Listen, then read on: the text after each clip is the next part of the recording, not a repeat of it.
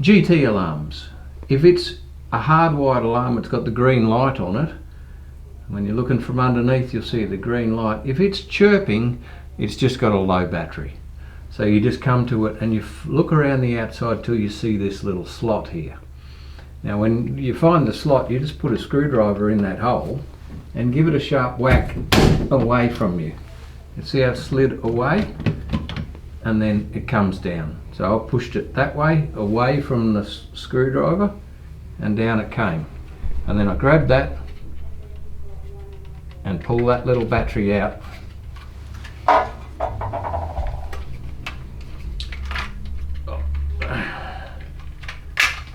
Just like that.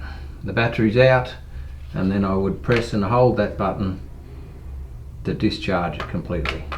And then go and get another battery, and a brand new battery.